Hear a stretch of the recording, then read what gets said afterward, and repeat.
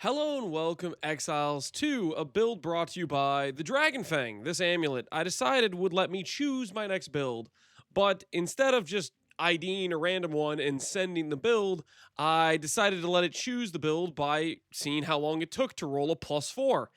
73 volatile Val Orbs and the most expensive waste of currency to find out what build I'm going to play. It chose Bladefall.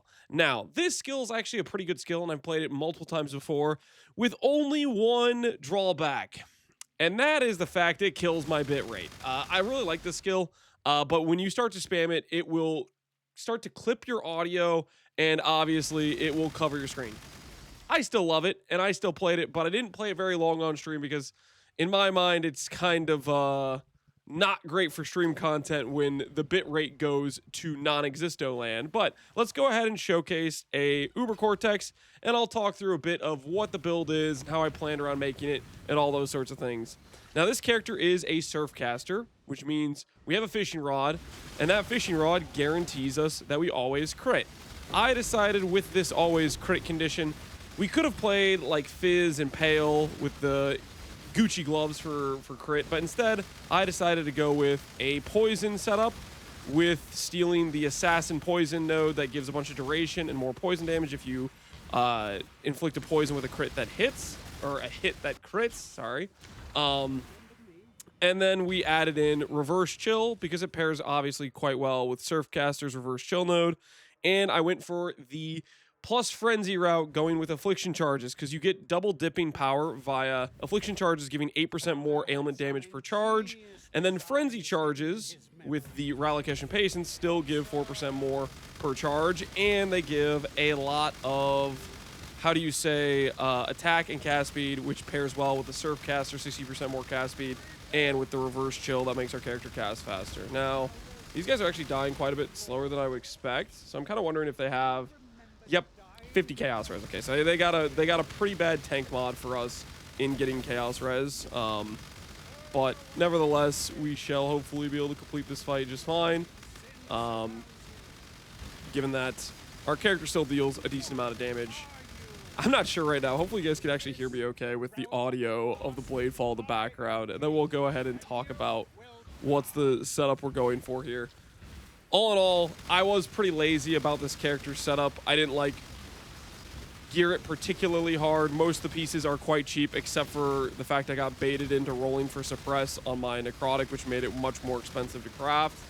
But aside from that, I went with a pretty cheap frenzy charge stack route with, you know, Ralakesh, Olisas, some very cheap things. We did go for DragonFang here, but quite frankly, I only did this because that's what chose the build. Ultimately, with a Surfcaster, the Maralene's Fallacy is just a much stronger amulet, and I would recommend that. It would improve the damage on this character.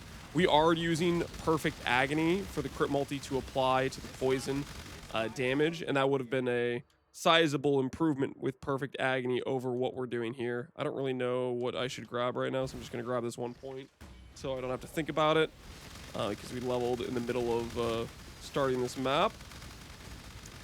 One thing I know from previous Bladefall gameplay, and you might think is a bit weird about this character, is the fact I don't actually want quality on the Bladefall. It's one of those weird situations where the quality actually makes it worse. I made a video about this, where the additional volleys actually end up giving you less overlapping hits, and I believe I tested it with both Awaken Cascade and with regular Bladefall at the time. The additional volleys, from my experience, just made you get less overlaps, so that's why I don't bother quality this, in case you're wondering later on why that is. Another thing about Bladefall is Cascade, from my experience, is almost always worth it if it's the greater Awaken variety, as it gives you quite a bit of additional overlap, so I'd usually recommend it, and it makes your clear a lot better when you're able to shoot once and it covers a much larger radius. If you don't have the greater Cascade, the AoE is quite a bit weaker. It doesn't go as much to the sides or as much back and front from where you cast. So I generally would say, if you're going to consider a skill like Bladefall, you always have to be in the range of wanting, or always in the budget of doing like a greater Cascade. If you can't afford a greater Cascade or it doesn't exist on trade, it performs quite a bit weaker, in my opinion, losing out on the AoE coverage and the extra overlapping hits. Other things we did for setting up this character is I paired it with Mind Over Matter and Eldritch Battery with a Discipline gain on hit Watcher's Eye, which I have somewhere. I have a Discipline gain on hit Watcher's Eye, and I also have Spell Leech, and I have Life Leech. Eventually, as we leveled up more, I actually needed to go to grab Instant Leech, which would give me Instant Leech on both my life and an ES pool. This is actually quite a bit of recovery when your character casts and hits so often. But I just, I'm a low-level character. I hadn't quite gotten the passives. And then I just wasted the passive on Dark Ideation, which isn't particularly good with 800 mana. I really should have been grabbing these points. But I forgot where I was on the tree as it was just in the middle of doing the showcase. So, yeah, that's kind of the idea. And then, of course, we go Dual Curse. I'm a big fan of Dual Curse with Bane. You can also do Arcanist Brand. I like Bane because you can pair it with a Enhanced support, which gives extra quality to both your main curses and your Bane, which gives curse effect on the quality. That's usually how I like to do it. Shout out to Dirty Dan.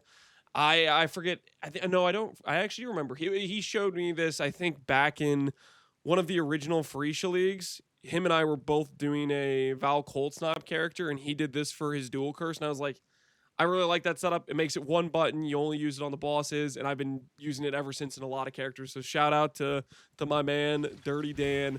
So yeah. All in all, this is just a setup I just tried. We're doing a couple of like really fast builds here at the end of Freesia League, just getting the enjoyment of trying out some skills and trying out the Freesia ascendancies before the Toda event ends, going into the Curse of the All Flame. And so yeah, I'll link this POB down below. As always, thanks for watching, Exiles. Hopefully you enjoyed. Take care and peace out. Real quick, actually, before I go, I was going to say, if you want to do a setup like this in the base game, I think Assassin or Trickster both could pull it off quite well. The biggest limitation factor is instead of going for a fishing rod, you would maybe go for actual, like, better crit investment, and you'd use Bladefall of Impaling, which has a 15 base crit instead of 10 base crit, which makes it way easier to crit cap. So that's something to look into. Anyways, excuse me. Hopefully you guys enjoy the videos. Thanks for watching. Take care, Exiles. Have a good one.